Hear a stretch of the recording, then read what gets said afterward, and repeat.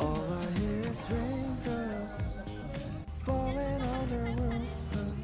Oh baby, tell me why'd you have to go? Cause this pain I feel it won't go away. Saan tayo pupunta? Sa red na building, sabi nung police kanina. Nagtanong kami sa polis kanina kung saan ba yung Binondo. Lagpas-lagpas na pala tayo, te. Sabi nung jeepney driver, sa dulo daw kami. Eh di nagdulo nga kami.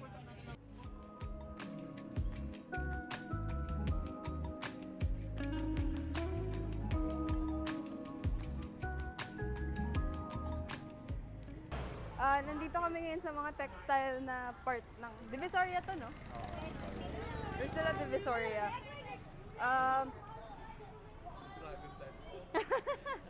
Yung mga batang nagda-dragon dance doon. Balak kong kumain. Eto na nga, nagpapawis na, nagagawa ko na. It's been a while since I got to Binondo. I think the last time was... Basta bata pa ako. Gustong-gusto ko lang yung pumupuntang Binondo nun kasi lagi akong ginadala ng magulang ko. Mahilig kami na bumili ng tikoy, ng hopia. Doon nabuo yung pagmamahal ko sa Chinese food. Dati kasi dito pa kami sa Manila nakatira. So madali lang dumating or pumunta sa Binondo, sa Quiapo, ganun. Laking Manileño talaga ako. So, see you there!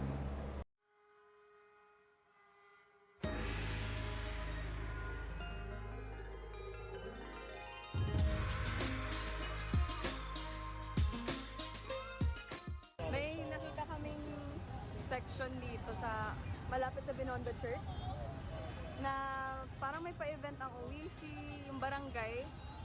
So, ayan. Bukas na kasi ang Chinese New Year. So, marami siguro ang nagpapakita ng mga kung ano-ano nila. Marami sigurong nag-stall, para hindi na masyado pumasok siguro sa Binondo area. Pero pupunta pa rin tayo. Hindi tayo mapatalo.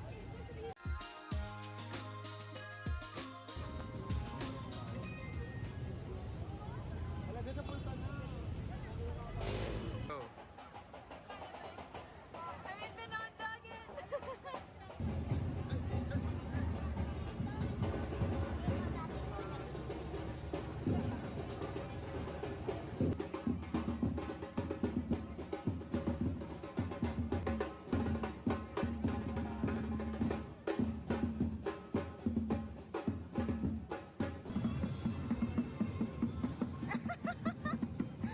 Sobrang daming tao! May meeting! Favorite ko.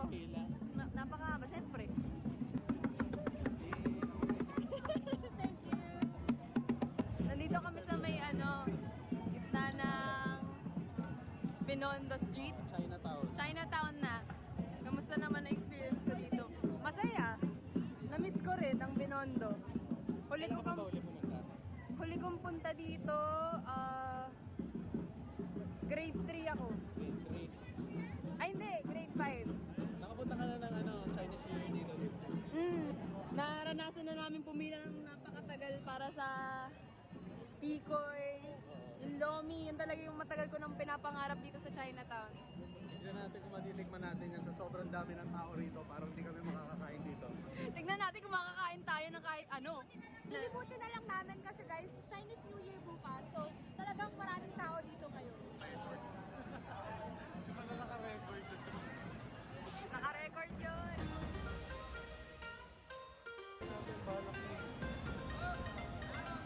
Gusto kami kumain.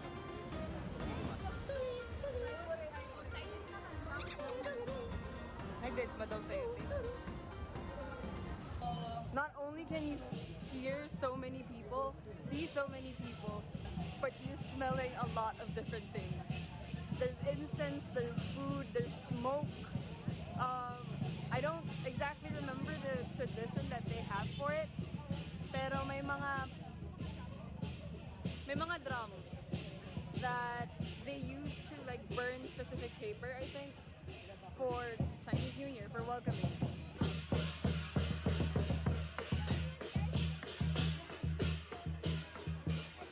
meron palang first time dumating dito.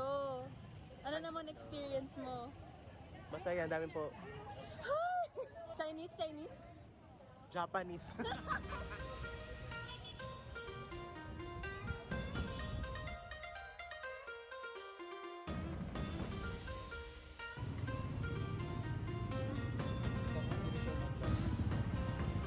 Shop ng mall, ito na po. Shop ng mall daw, sabi ni Simon. So, ayun. I don't think makakahanap kami agad ng makakainan sa loob mismo ng Binondo dahil nga sa sobrang dami ng tao. So, we're settling sa mga shopping mall. Siguro maghahanap na lang muna kami ng malapit. Ano, saan tayo papasok? Sa shop ng mall. Na Baby Set.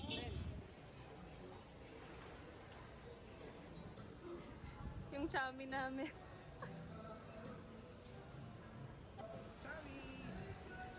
Naiinit. Chichami. Beng, chichami. First bite.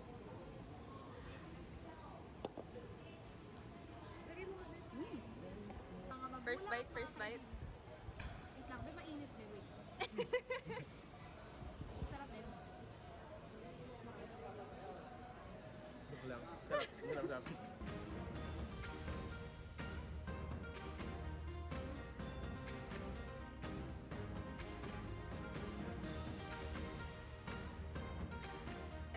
Ang itinerary natin ngayon ay maggala. Yun lang. After ng Binondo, mag-Intramuros. Kasi may gustong gawin si Dens. Tapos, titingin-tingin din tayo.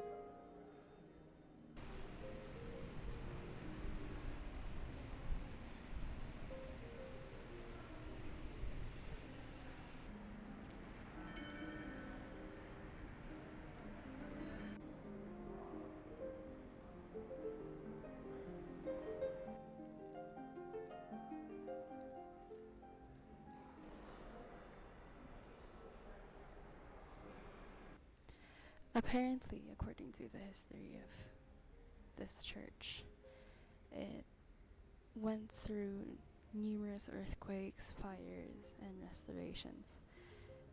Nagsimula siya sa isang maliit na parang box, and now it's grown to this big, big cathedral. It started around 1571, if I remember correctly. Tapos, yun nga, maliit lang siya nun.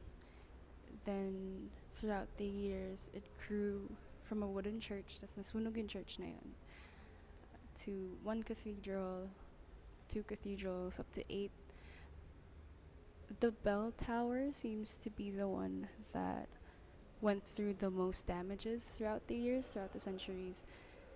Kasi lagi siyang natatamaan tuwing may malakas na lindol. Especially yung 1863 na I think yun yung pinakamalakas na earthquake dito sa Maynila nung century na yun. And of course, the church wasn't exempted. But seeing how it is now, I don't know, there's something about Catholic church architecture that makes it seem so ethereal, but also inviting.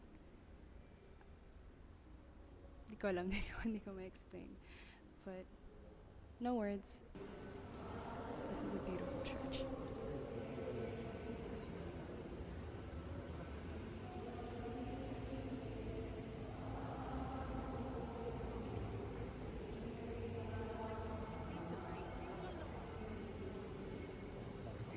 Ang tawag doon sa ginagawa ng mga babae kanina is a novena devotion for the Immaculate Conception.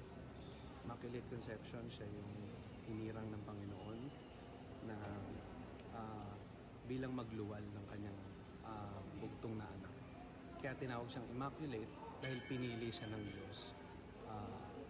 Dahil naghihinga siya ng walang kasalanan, walang bahid ng kahit na ano. Yun.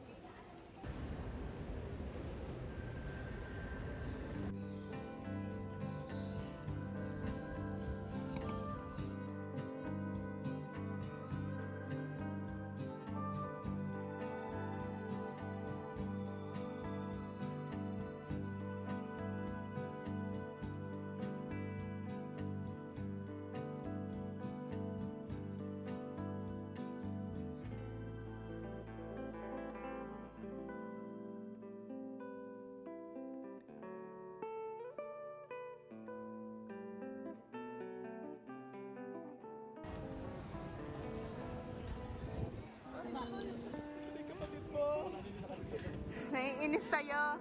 Pakita ka. Okay ka.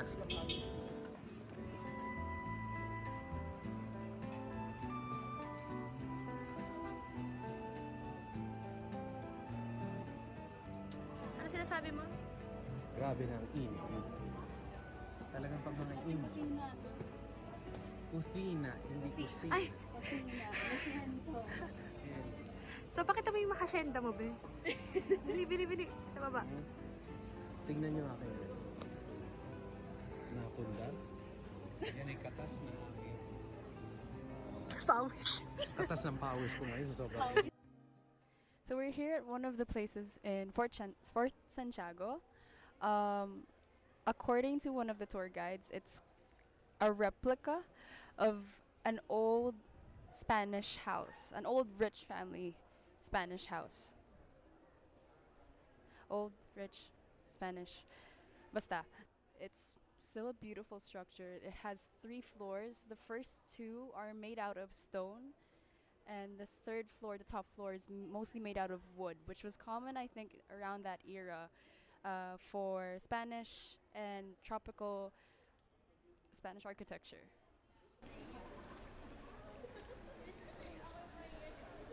There are numerous places where you could get something to eat. There are cafes all around, restaurants. Some even offer alcoholic drinks. So if you want to get a feel of old Spanish/Filipino era, then this is the place to go.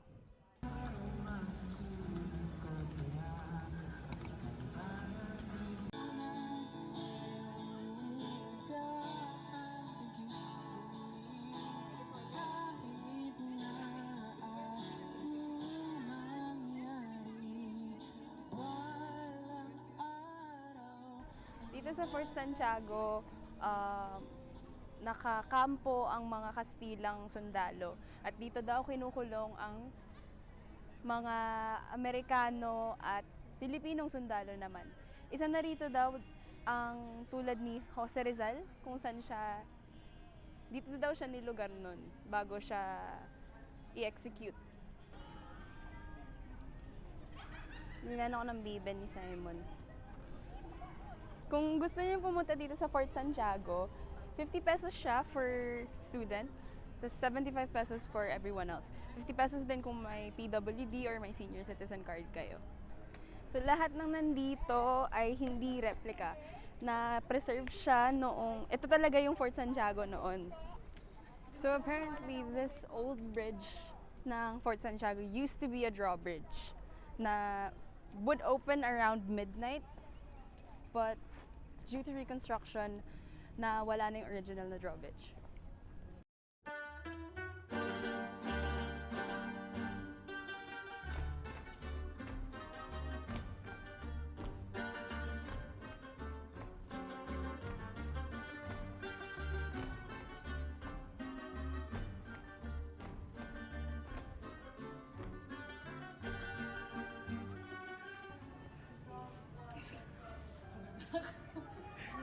Pagod ka na? Pagod na ako. I'm not gonna lie. Kung gusto niyo pumunta dito, maging handa kayo sa init. Magpapainit po tayo mga kaibigan. Kasi para kayo naluluto sa pugon. Ay, mahal ko ang Maynila, mahal ko ang Intramuros. Pero kung hindi kayo handa sa init tulad ko, hindi ko alam paano kayo mabubuhay. Ah! So, nandito naman tayo ngayon sa tabi ng Pasig River. Tapos, kung makikita nyo dito, ayun o, yung puting bridge na yon ang commemoration ng ano ba yun, Filipino saka Chinese friendship na ayun, friendlies lang sila. Tapos, makikita nyo dun sa may bandang likod pa niyan, yan na yung Binondo, nandyan tayo kanina.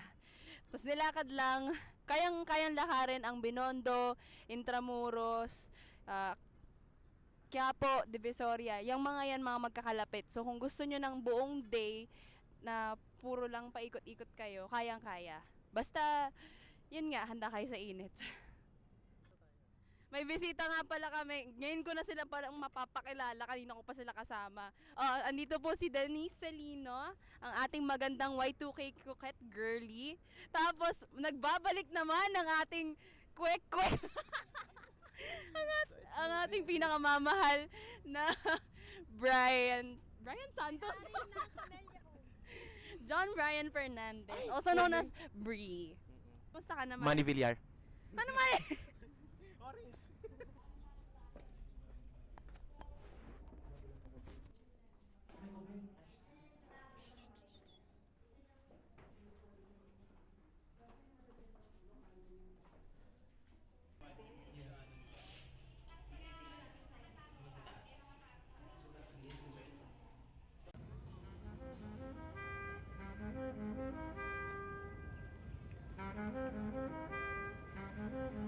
Restaurant din sa baba, parang lang.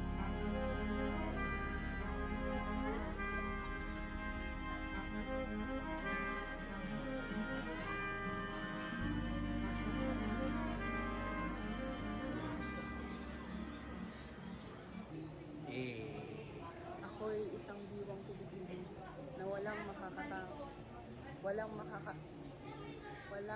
Panatang makabayan, iniibig ko ang Pilipinas.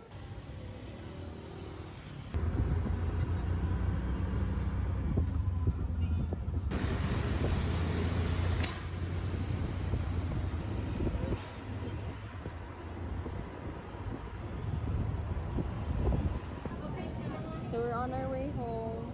Tapos na kami. Hi guys. Pagod na. Pagod na. Ito na lang. Pero masaya. Nag-enjoy naman kami. May bibe pa ako. Thank you, Simon. Bye-bye! All of the things I did